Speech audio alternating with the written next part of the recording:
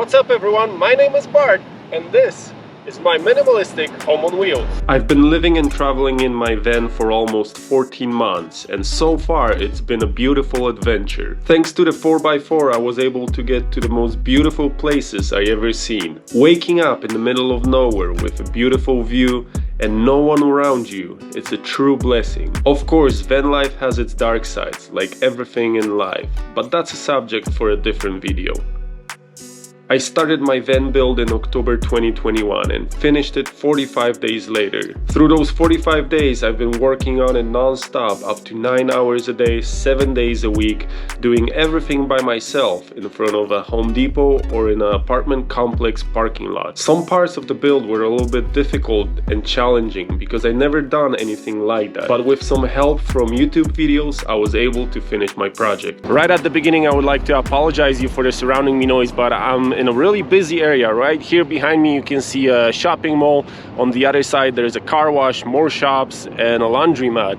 I'm here because it's laundry grocery shopping day, so I'm like getting done stuff to prepare for the weekend to be able to go into the mountains, because on a daily basis during the week I usually spend my time in the city. I'm gonna try to post some videos about van life in the city in the future, but now let's focus on the beautiful views, and today I'll show you my home on wheels. This is a 2009 Ford E350 Super Duty. Inside of this vehicle there's a V10 6.8 gas engine.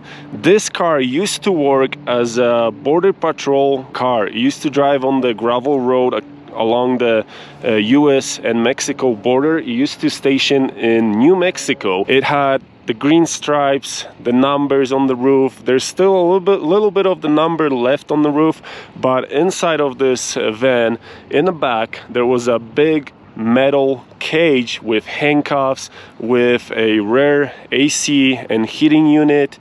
It used to have bars in the windows on the side and on the back. It used to be pretty much a driving prison.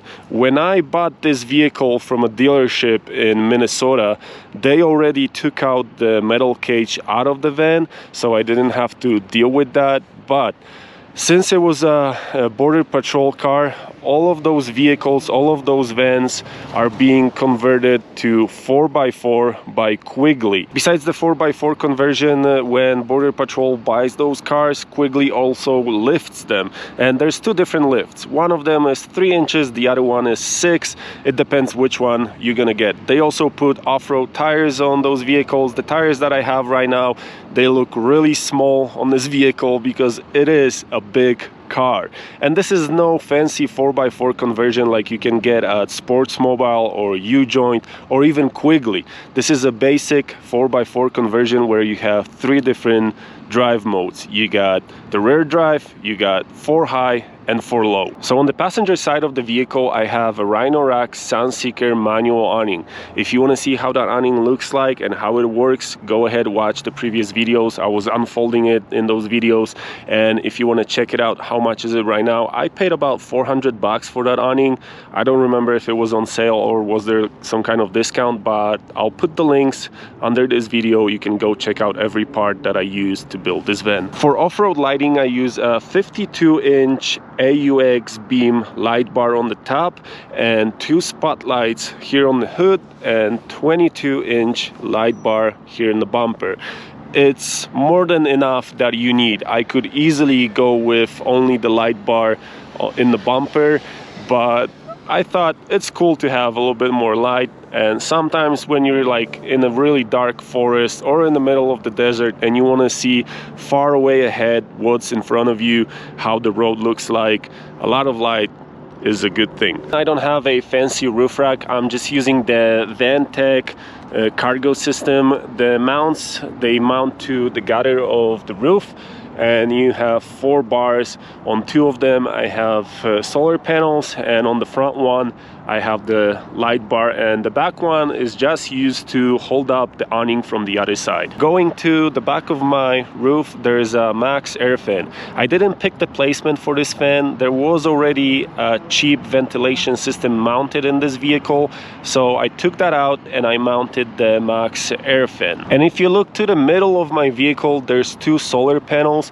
Each of those solar panels are 100 watts, so I got 200 watts of solar. And even in a weather like this, when it's kind of cloudy and gloomy, that's more than enough. My needs are not that big. I only charge my laptop, drone, camera, phone, and a gaming console, so this is more than enough to provide electricity for me. On the driver's side of my van, you can see by the back wheel the exhaust for the diesel heater.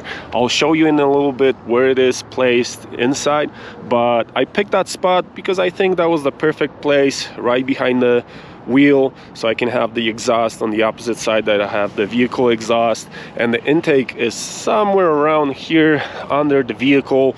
Anytime you mount those diesel heaters, make sure that the intake of the diesel heater is far away from the exhaust so it doesn't suck in the fumes and rotate them in the system. Inside of the van on the driver's side, there's nothing special happening here. It's a standard E-Series interior, nothing unusual here. I just put it those seat covers because the seats were kind of dirty even after power washing them. The material is just stained forever, I guess. The one thing I did, I ripped out the original floor from the van and I painted the whole inside over here with the POR 15 paint to protect it from rusting. Then I put the original floor back in, and then I put simple Walmart carpet inside here to use it just as a simple installation. In the back of my van, I built like some storage and a slide out kitchen. I'll show you how this looks. There's some storage, there's plenty of room. There's also room for a water tank that I never mounted in, and I never did my sink, and I'll tell you why in a second. But I usually keep here my paddleboard, but since it's winter season, it's in the storage, and I just carry some firewood, my table, the scraper, and some extra pieces of wood if I need to fix something or I want to work on some project. Right here in this drawer, I usually keep all of my cooking supplies. I have my Triton stove, which is really funny because the engine used in this van, it's also called the Triton. Right here you have another pull-out drawer which I use just to store my cutting board, my plates, silverware, you know, spoons, my spatula, bowls, and some other stuff. So this is how my slide out kitchen looks, but I never actually use it to cook on it because when I was building it, I was building the van in a parking lot, and behind the van there was a little hill, and when I built the drawer, I didn't get it into consideration that this might be a little bit too tall. Since the van is lifted, anytime I would like to cook over here and have my stove, when I'll put the pots, everything is just too tall and too high. Like I told you, I was building the van on a hill and I didn't take that into consideration, but I use it mostly as storage. I cooked on this maybe twice. I try not to cook outside when I'm in the city. I only do it when I'm in the mountains or traveling somewhere. So when I'm in a beautiful spot, I just pull out my table and cook on the table. In the back, there's also my bed. It's a 6-inch memory foam mattress on a wooden frame. The bed is exactly 6 feet long and I'm exactly 6 feet tall, so when I'm sleeping I kind of sleep a little bit diagonally on the bed to feel comfortably, but the bed is very comfortable. I've been sleeping in this van for the past 13, almost 14 months, and I never complained on the bed. Yes, when you're building your van, you should plan the bed first to be able to sleep in it comfortably, but I picked this setup and I'm kind of proud of it. I would not change it, and if I would build another van, I would probably make it the same way. putting the bed in the back of my van, because when I'm parked in a beautiful spot, I just open my back door, lay down on the bed, work on my laptop, and enjoy the beautiful view. Now let's move to the inside of my van, and on the door right here I have things that I need in my daily life. Wet wipes.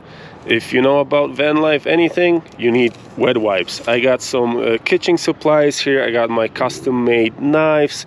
I got some workout stuff, my toothbrush, toothpaste, extra beanies, gloves, and stuff like that that I need at any time of the day. In the future, I'm probably gonna build like a little shelf over here where I can keep my stove and my spices and everything that I need to cook, so I don't have to pull out my table and set it up like on the side of my van. I can just open my door, pull out the stove, start cooking here, and if I have to move really quick, I can just put it back in and close it. But this will be a future project. And by the door I also have my portable shower. Like I told you, I don't have a sink inside, so I wash my dishes outside and I use this.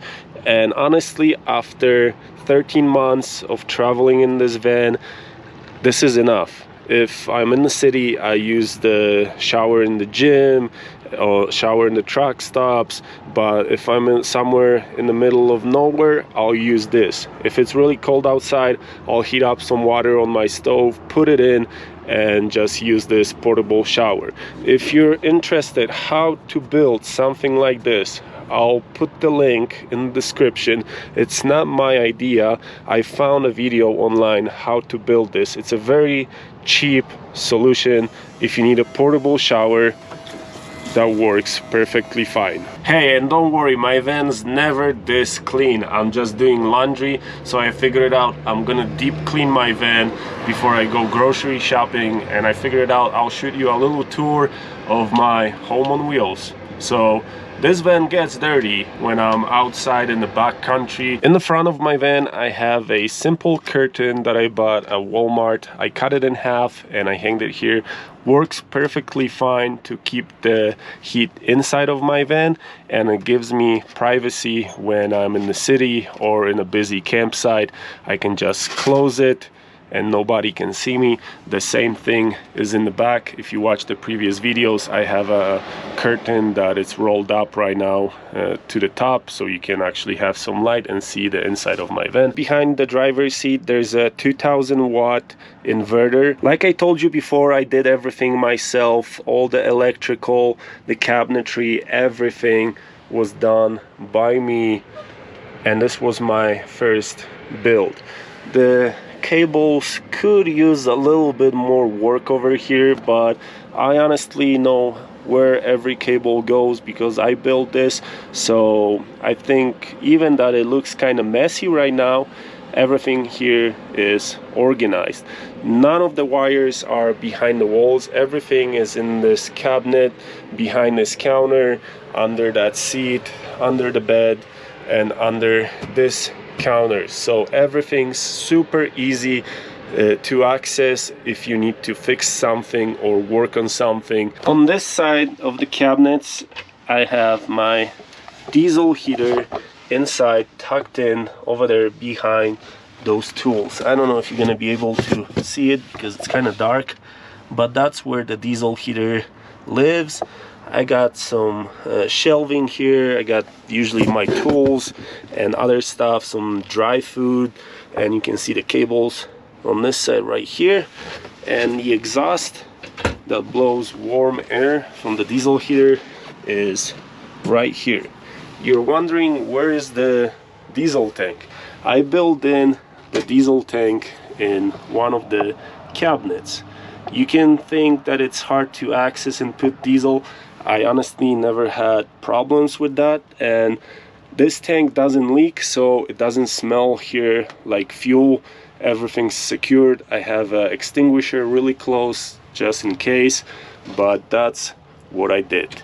This is like my little junk cabinet that holds a bunch of random stuff. There's some tools, there's a hammock, there's an extra curtain, there's also extra 12-volt outlets right here, There's some food on the bottom, some gas tanks, so it's like a mix of everything. It's really close to the bed, so if I need something I can just reach easily and get it. Next to this cabinet there's another one in which my fridge lives, and right now the fridge is off because I think I'm having an issue with the thermostat. It keeps freezing everything. The temperature doesn't match the temperature inside, so the display is going to show, for example, 32 degrees, and I'll put a thermometer inside and there's going to be only like 7 degrees inside of the fridge, so it freezes everything. That's why my yogurt freezed last time when I was shooting the video in the mountains, and I started thinking like, what happened? And I think there's an issue with the fridge, but it's still under the warranty, so I'm just gonna probably send this back and they're gonna send me a new one or fix this one, or I'm just gonna buy a new one. It wasn't an expensive fridge, it's only about $350. If you're interested, the link is under this video.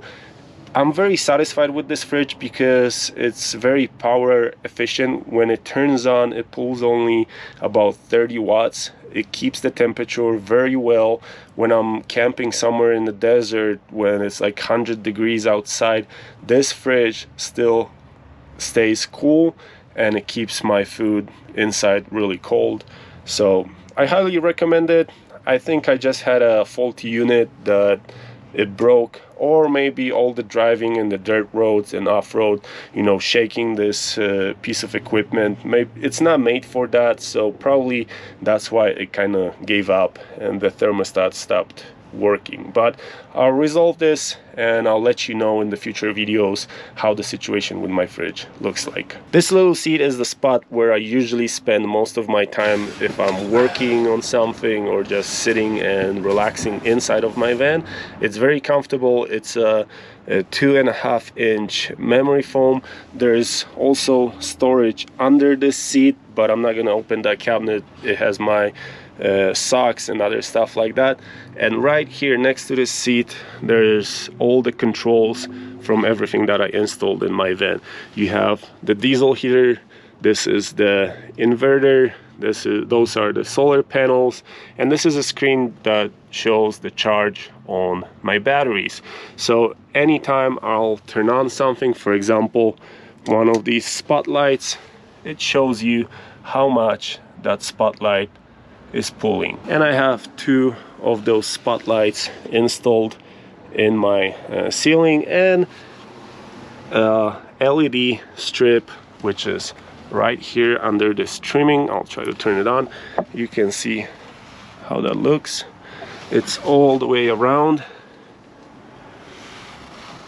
over the bed and the back door. I've built those cabinets this way, and I built the counter inside over here because when I was building the van and I was doing the framing on the walls and doing the insulation, I left a spot right here to be able to put in a window in the future. I never got to that project, and after 13 months I'm not sure if I want to do it. I might use and utilize this space for something else, or I might change a little bit the setup of the cabinets here. I'm not sure yet. This still is a working project. I'm still working on it. I'm still improving stuff. I'm still thinking what works for me and what I actually need. After all the traveling and living in this van, I can give you one key advice. If you're thinking about doing van life full-time, or maybe you just want to build yourself a rig for like your weekend trips to take it in the mountains and camp in it, and obviously this is going to be different for everyone because everyone has different needs, I can tell you that don't build expensive, complex interior. You're gonna figure it out over time that you don't need half of those things. Build something simple and spend few nights in it. See what you actually need, what's necessary for you to survive in this van through the weekend or full-time, and you're gonna figure it out what works for you and what doesn't. There's no point of you accumulating things that you actually don't need. There's a bunch of YouTube channels that are based on promoting stuff for van life. That's their content, that's how they make money, And you can watch those videos and you can think, oh, I need this and I need that in my van. But you're gonna build it and you're gonna figure it out.